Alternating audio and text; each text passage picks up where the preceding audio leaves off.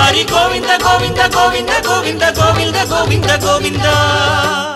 దీని గురించి దాదాపు 700-800 సంవత్సరాల క్రితం ఒక పెద్ద కాంట్రవర్సీ. ఇది ఈ దేవుడు ఏ దేవుడు? విష్ణుమూర్తి, శివుడా, శక్తి స్వరూపమా, కుమారస్వామి? ఈ రకంగా చాలా తర్జన భర్జనలు 32 రోజుల పండితుల సదస్సులు జరిగి ఆఖరికి రామానుజుల వారి కాలంలో ఇది విష్ణు విగ్రహమేనని, అది వరకు నుంచి విష్ణువుగానే కొలవబడుతున్నాడని చెప్పి అప్పుడు స్వామివారికి బంగారంతో శంకుచక్రాలు అమర్చారని, మరి దాని వెనుకున్న కథ ఏమిటి? అది అందరూ ఒప్పుకున్నారా? ఒప్పుకుంటే జరిగింది ఏమిటి? ఇవన్నీ చరిత్రలో మనం తెలుసుకొని అర్థం చేసుకోవాల్సిన విషయాలు. మహాభక్తులకి స్వామివారు చేసినటువంటి రకరకాల అనుగ్రహాల్లో ఇదొక అనుగ్రహం ఒకటి. ఎవరెవరు యామనాచార్యుల దగ్గర నుంచి, తిరుమల నంబి దగ్గర నుంచి, రామానుజుల వారి దగ్గర నుంచి, ఆనందాళ్ళ వారి దగ్గర నుంచి, తర్వాత కృష్ణదేవరాయలు, ఇతర ఎంతోమంది రాజులు, నరసింహుడు, యాదవరాజులు, మిగతా రాజులు, అన్నమాచార్యుల వారు, తరికొండ వెంగమాంబ గారు, రకరకాల రచయితలు, వీళ్ళందరూ ఆ భగవంతుణ్ణి ఎలా కొలిచారు, భగవద్ అనుగ్రహానికి ఎలా పాత్రలేనారు, ఆ భక్తులకి ఎలా జరిగినాయి అన్న విషయాలు కూడా చరిత్రలో మనం తెలుసుకోవాల్సిన అవసరం చాలా చాలా ఉందన్న ఉద్దేశంతో, ముఖ్యంగా మిగతా వాళ్ళు తెలుసుకున్నా తెలుసుకోకపోయినా ఆలయంతో సంబంధం ఉన్నవాళ్ళు, ఆలయంతో పరిచయం ఉన్నట్టు వాళ్ళు, ఆలయంలో పనిచేసేవాళ్ళు, ఆలయ బాధ్యతలు నిర్వహించేవాళ్ళు, ఆలయం గురించి, భక్తుల గురించి, ఆలయ సేవల గురించి, ఇతర ఆలయ వ్యవహారాల గురించి నిర్ణయాలు తీసుకోవాల్సిన బాధ్యత గల వాళ్ళకి ముందు ఇటువంటి విషయాలు కనుక తెలిస్తే ఈ నిర్ణయాలు తీసుకునేప్పుడు ఒక మంచి అవగాహనతోటి నిర్ణయాలు ముందు తరాల వాళ్ళకి మన సంస్కృతి సాంప్రదాయాలు, ఈ తిరుమల చరిత్రకి, తిరుమల దేవుడి ఈ సంస్కృతి సాంప్రదాయాలకి విరుద్ధం కాకుండా డెసిషన్ తీసుకోవడానికి అవకాశం ఉంటుందన్న ఉద్దేశంతో తిరుమల చరితామృతం గ్రంథం ఒకటి రాయటం జరిగింది.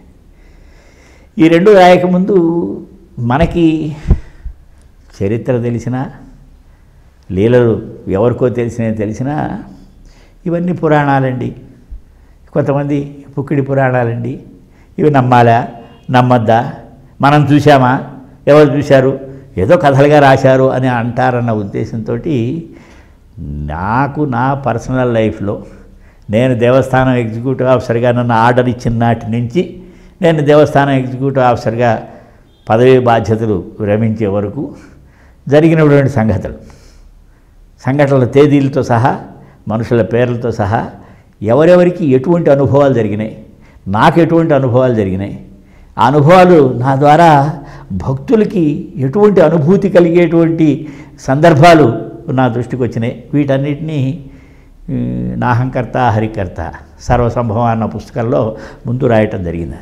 దానికి చాలా పెద్ద ప్రజాదరణ. అది తెలుగులో అయితే 24 సార్లు ఎంఎస్ వాళ్ళు రాసింది, అది రీప్రింట్ అవ్వటం, దాన్ని తర్వాత హిందీలో, ఇంగ్లీష్లో, మరాఠీలో, కన్నడంలో, తమిళ్లో ఇవన్నీ వచ్చి అవి కూడా చాలా 4 సార్లు 5 సార్లు అట రీప్రింట్ అయ్యి. ఎందుకంటే అవి ప్రతి భక్తుడికి తనకి అక్కడికి ఉన్నటువంటి అనుభూతి ఎలా కలుగుతుందో అది అనుభూతి ఈ సంఘటనలు చదివితే ఓహో ఇటువంటి అనుభూతి నాకు కూడా కలిగిందని. ఎందుకంటే మనం చాలా విషయాలు we take it for granted, అంటే ఇదేదో జరిగింది, ఏదో కోయిన్సిడెన్స్ కింద.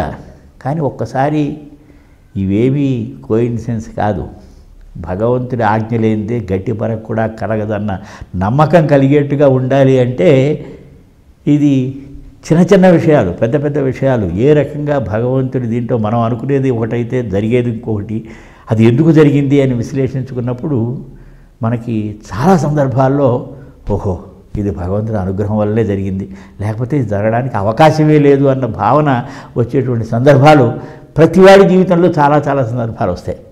ఆ సందర్భాలను గుర్తు చేసుకుంటూ భగవంతుడి మీద భక్తి పెరగాలంటే భగవంతుడి లీలలు, ఏ భక్తుడికి ఏ సమయంలో ఎటువంటి అనుగ్రహం భగవంతుడు చేశాడు అన్నది, ఇది కనుక ప్రస్తుత కాలంలో జరిగినవి కనుక మనం కనుక చూసినట్టయితే పురాణ కాలంలో జరిగినవన్నీ కూడా మనం నమ్మడానికి చాలా అవకాశం ఉంటుంది. దాన్ని ఉద్దేశంతో పెట్టుకొని ప్రస్తుత కాలంలో నేను ఎగ్జిక్యూటివ్ ఆఫీసర్గా ఉన్నప్పుడు ఆ 4 సంవత్సరాల్లో జరిగినవి ఇది అవే జరిగినాయని కాదు, నాకు తెలిసినవి నేను ప్రజలకి నమ్మకంగా నేను చెప్పగలిగినవి అథెంటిక్గా డేట్స్తో సహా ప్రూవ్ చేస్తూ చెప్పగలిగినవి నేను చెప్పాను. ఇదే పద్ధతిలో కనుక ప్రతి వాళ్ళకి జరిగినవి కనుక రాసి మనం కనుక 10 మంది ముందు కనుక పెట్టగలిగితే ఆ భగవంతుడు ప్రతి నిమిషం ప్రతి భక్తుడికి ఏదో ఒక విధంగా అనుగ్రహం చేస్తూనే ఉన్నాడు. లేకపోతే రోజు లక్షల మంది అలా ఎన్ని ఆలయాలు లేవు, ఎన్ని వ్యవస్థలు లేవు, కానీ తిరుమలకే లక్షలాది ప్రజలు ఎందుకు వస్తున్నారు, అంత నమ్మకంతో ఎందుకు వస్తున్నారు? ఇప్పుడు కాదు, తరతరాలుగా తిరుమలకి ఈ రకంగా భక్తులు రావటం ఒకసారి కాదు, 2 సార్లు 3 సార్లు. ఈనాడు అన్ని సాధనాలు రావడానికి అవకాశాలు ఎక్కువ ఉన్నప్పుడు చాలామంది భక్తులు ప్రతి నెల వచ్చేవాళ్ళు ఉన్నారు, ప్రతి పౌర్ణమికి వచ్చేవాళ్ళు ఉన్నారు, ప్రతి ఉత్సవాలకి వచ్చేటువంటి వాళ్ళు ఉన్నారు. రకరకాల వాళ్ళు వాళ్ళ ఆర్తి వారితో భగవంతుడికి ఉన్నటువంటి వాళ్ళ అనుబంధం చూపించుకోవడానికి ఆ రకంగా వెళ్తున్నారు. ఇది మనం గనక ఆ భగవంతుని శక్తి, ఆ భగవంతుని గొప్పతనం, భగవంతుని మహాత్యం, భగవంతుని గుణగణాలు, ఆ భగవంతుని ఆరాధించడానికి వచ్చిన దేవతామూర్తులు, ఇవన్నీ ఈ కొండకి ఎంత పద్ధతిలో ఎవరెవరు వచ్చారు, ఏ రకంగా వచ్చారు, వాళ్ళందరికీ ఎటువంటి అనుగ్రహాలు వచ్చినాయి, అవన్నీ కూడా మనం తెలుసుకుంటే ఆ తెలుసుకున్న దానికి మనకి భక్తి పెరగడానికి అవకాశం, భగవంతుని మీద నమ్మకం పెరగడానికి అవకాశం. మనం అటువంటి భక్తితోటి ఆ భగవంతుని మహాత్మపూర్వక జ్ఞానంతో మనం కనుక భగవంతుని ఆరాధిస్తే మనకి జరిగే అనుగ్రహం చాలా ఎక్కువ. అక్కడ చూసేప్పుడు అక్కడ దాకా వెళ్ళిన తర్వాత లక్షలాది మంది వస్తున్నారు. మరి నేను భగవంతుడిని చూడడానికే నాకు పెద్ద అవకాశం కలగలేదు, భగవంతుని అనుగ్రహం నాకు కలుగుతుందా లేదా అనుకునేవాళ్ళు చాలామందికి నేను భగవంతుని చూశామా లేదా అని కాదు, అక్కడ కొండ మీద ప్రతి రాయిలో భగవంతుని చూడగలిగిన వాడు ఉన్నారు. వాళ్ళందరికీ చెప్పేది ఒకటే, అక్కడికి వెళ్ళింది మనం భగవంతుని చూశామా కాదా అన్నది కాదు, భగవంతుని అనుగ్రహ దృష్టి మన మీద పడిందా లేదా అన్నది. ఆయన మనం 2 చేతులతో మనం ఇవ్వగలిగితే ఆయన సహస్రశీర్షుడు, వేల కొద్ది చేతులు గలవాడు. ప్రతివాడికి మనం ఇచ్చేది కొద్దీ ఆయన ఇవ్వగలిగింది అతీతం.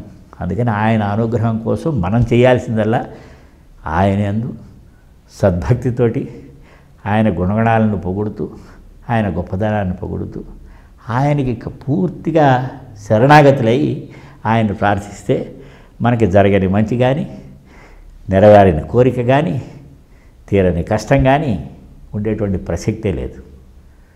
స్వస్తి. గోవింద గోవింద గోవింద హరి గోవింద గోవింద గోవింద గోవింద గోవింద గోవింద గోవింద